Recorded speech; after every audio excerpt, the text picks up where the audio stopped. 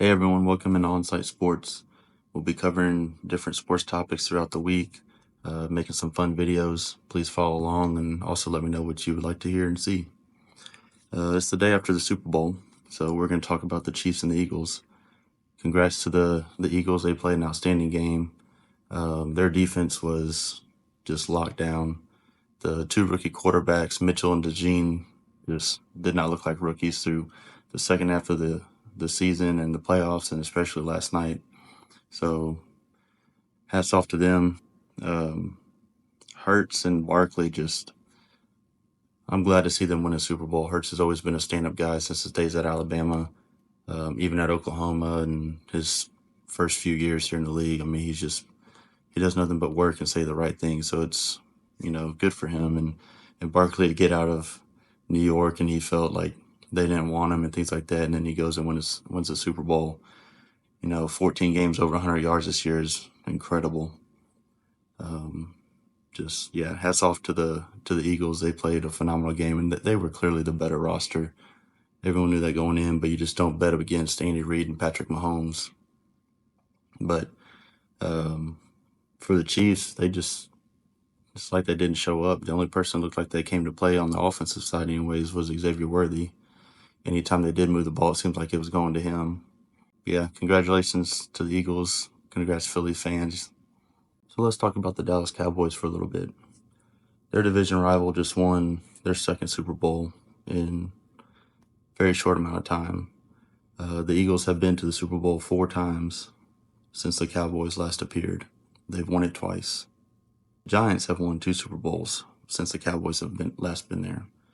And the Commanders, well, they haven't been much of anything in the 2000s, but they got rid of their horrible owner, cleaned house, drafted Jaden Daniels, who looks like a rock star, and they got everything turned around in 1 year and went to the NFC Championship, which also the Dallas Cowboys have not done in a while. If you're the Cowboys, what do you have to hang your hat on? CeeDee Lamb? You're paying Dak a whole lot of money that he's not worth. The less talent you have around Dak, the less you're going to get out of him. It's time, I think, for the Cowboys to clean house and trade off players, get draft picks, save that money, and just kind of reboot. That's really what they need right now. Everybody's wanting to bless them for the Schottenheimer hire. I mean, you really don't know what a coach is going to be until you surround them and give them the talent they need. Most likely he's not going to succeed just because of the place the Cowboys are in right now. Another hire that was made was Pete Carroll to the Raiders. Initially, I think it's a great hire because it's going to reset their culture. They're going to become a hard-nosed football team. They're probably going to draft really well. What they're going to do at quarterback, who knows? They might try to draft one of these rookies in the first round, or they sit and draft a third or fourth round rookie, see who he turns into, and then bring in multiple veterans and just see how it plays out.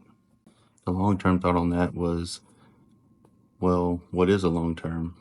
Pete Carroll's getting up there in age. How long is he actually going to coach? And then they turn around and hire Chip Kelly, who I think would be a perfect coach in waiting.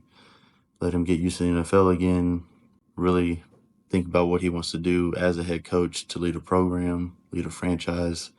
When Pete decides to walk away in 3, 4, 5 years, Chip can just take that culture that's already built and just keep the ball rolling.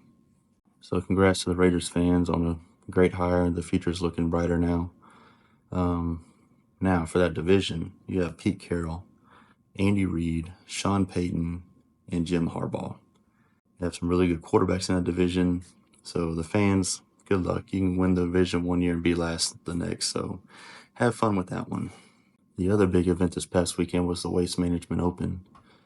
I mean, what a fun golf tournament. It's such a spectacle. The fans get to be rowdy and do whatever they want pretty much. I mean, you're on a golf course and you have a rest, you have beer being thrown everywhere. Man, it's just a lot of fun to watch. The 16th hole is phenomenal. The setup, the scene, these players are surrounded by screaming fans on a par 3. You get a hole in one, you could get a double bogey. I mean, it's just, you don't know what you're going to get. The players talk about it all the time, like their juices are flowing.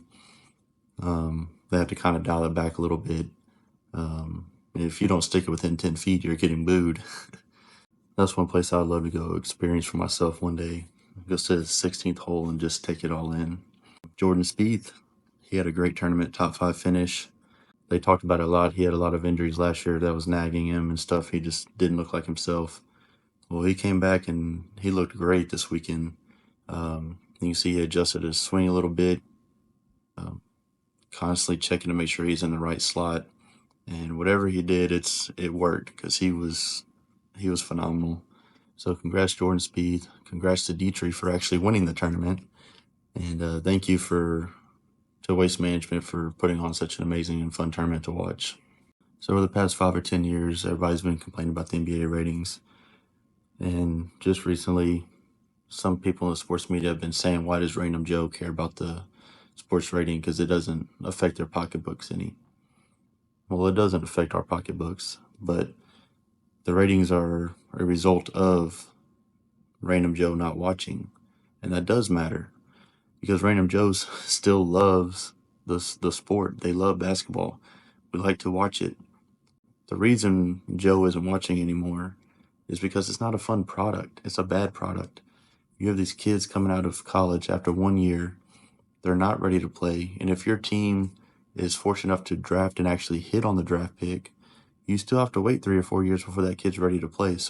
He's not developed. He's going to get pushed around by these older guys, grown men. They don't understand the game fully. This is something they would have been developing in college. And so it's just leading to a bad product. And then all the mobility. As soon as they're up for their second contract, they're leaving and going and joining with another superstar so they can win a title. It's gotten where it's not fun to watch. It's not fun to keep up with your teams.